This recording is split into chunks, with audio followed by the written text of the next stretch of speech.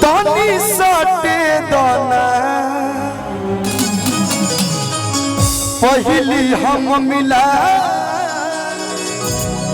तनी बाटे दाना सच ही से गड़बड़ मिजाज लगला कि सच ही से गड़बड़ मिजाज लगला। अनुपमा जी साजही से गड़बड़ मिजाज लागेला तो आप क्या बोलेंगे? कि ऐसे ना करी बल जोरी हटी होने बहिया छोड़ी लाज लगला ये पिया लाज लगला लाज लगला ये पिया लाज लगला। सॉरी अरे तू ही हो। अच्छा वेलकम। सब भैया लोग कहता लोग कि कलुआ खाली गाने गावता जैसे एल्बमवा में फिल्मिया में नाचेला वैसे नाचत नहीं खे। तनमनी डांस हो जा भैया। देखी विधायक जी हमारा हिप हॉप में आवेला लेकिन तनी मनी हुए भोजपुरी में जौन करे आवेला भैया वह करत तनी। लेकिन आप लोग एक बार हल्ला करके अनुपमा जी के भी कहलो कि हमारे साथ तनी मनी डांस कर ले हो जा। यही नहीं आज अनुपमा जी के साथ एगो रिकॉर्डिंग डांस भी होगा लेकिन अभी धीरे धीरे कि अरे ऐसे ना करी बल चोरी होने बहिया छोड़ी ऐसे ना करी बल जोरी हटी होने बहिया छोड़ी लाज लगला ए पिया लाज लगला।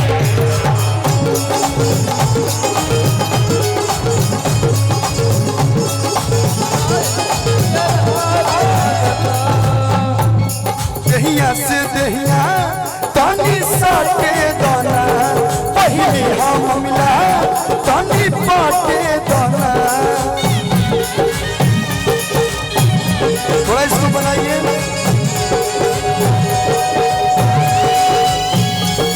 दहिया से दहिया तनी सटे दाना पहले हम मिला तनी बाटे दाना। साजही से गड़बड़ मिजाज लगला साजही से गड़बड़ मिजाज लगला।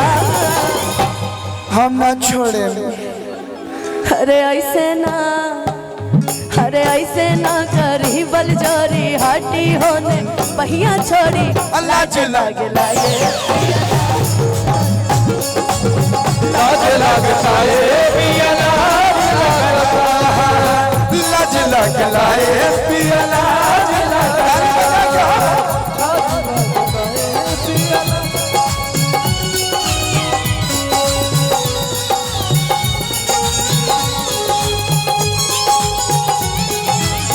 इश्क में कैसे हम है तुमसे मिलके दिल का है जो हाल क्या करे हो गया है ऐसा तुमसे मिलके दिल का है जो हाल क्या करे हो गया है ऐसा। लाज लगता है पिया लाज लगता है पिया लाज लगता।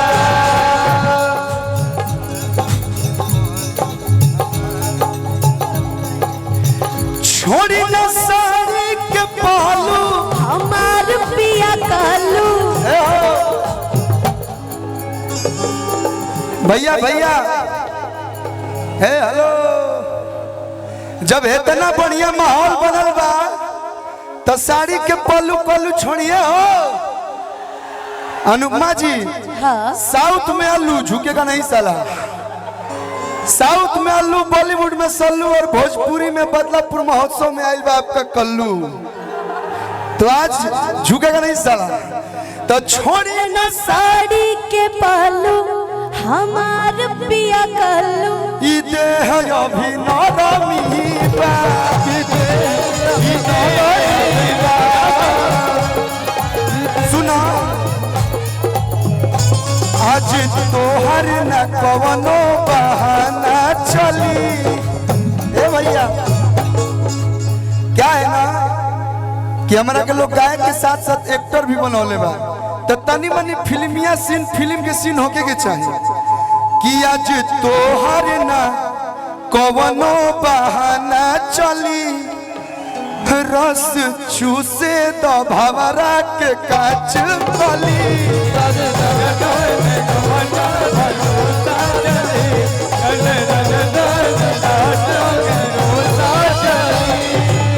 सजही से गड़बड़ मिजाज लगता, साजही से गड़बड़ मिजाज लगला। ऐसे ना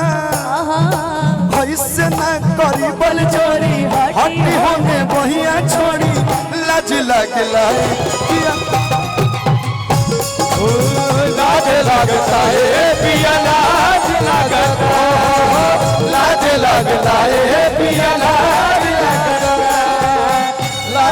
लगता है पिया, लाज लगला, लाज लगला है पिया, लाज लगला, लाज लगला ये पिया, लाज लगला, लाज लगला है पिया, लाज लगला, लाज लगला ये पिया, लाज लगला, लाज लगला है पिया, लाज लगला। और पहला ऐसा प्रोग्राम है जो हमनी के दोनों आदमी इतना बढ़िया से झूमत नहीं सो, नहीं तो हर जगह का अलग तू गावा, वो अलग गावेली, हम अलग गाने चल जाए ना। आज हम लोग का डांस करने का सपना पूरा हो गया। बिल्कुल। और बहुत बहुत धन्यवाद विवेक भैया के। हेलो, एक बार इनके लिए जोरदार ताली बजा दीजिए। बहुत बहुत धन्यवाद। देखिए क्या होता है, शादी भी आप बिना अगुआ के ना होला, तो आपने हमको बदलापुर महोत्सव में बुलाया, विधायक जी से मिलवाया, इसके लिए सारा आप ही को क्रेडिट जाता, दिल से बहुत बहुत धन्यवाद। और जौनपुर के धरती से हम बहुत पहले से जुड़ल बानी, हमनी के फिल्म के जौन भी शूटिंग जौनपुर में होला सर, और आपसे वादा करके, आपसे वादा लेके जाते हैं कि अगला अगर कल्लू का उत्तर प्रदेश में शूटिंग होगा तो वो बदलापुर में ही होगा, और उसकी सारी जिम्मेदारी, सारा परमिशन से लेके रहे सो सब हमारे विधायक जी कर रही हैं। तो एक बात, एक भाई को बुलाना चाहूंगा जो इस कार्यक्रम के लिए बहुत मेहनत किया, सिद्धार्थ भाई, एक बार इसके लिए भी जोरदार ताली बजा के स्वागत कर दीजिए। बहुत बहुत धन्यवाद भाई। और जौनपुर हमारा साथे 12 साल से जुड़ल बा। आज हम फिल्म में तनी मनी सुंदर बने, हमारा के और भी सुंदर बना दे बेले। हमारे शमसू दादा जो मेरे मेकअप आर्टिस्ट है, शाहगंज से हैं, वो भी जौनपुर की धरती से हैं, उनको भी बहुत बहुत धन्यवाद भाई। जो आप हमारे साथ हमेशा साया बन के रहते हैं, उसके लिए दिल से बहुत बहुत धन्यवाद। जौनपुर के धरती कमाल होला, एक बार जोरदार ताली आप लोग जौनपुर खातिर बजा दी। एक बात मुझे पता चली है, बताइए। हेलो, पहले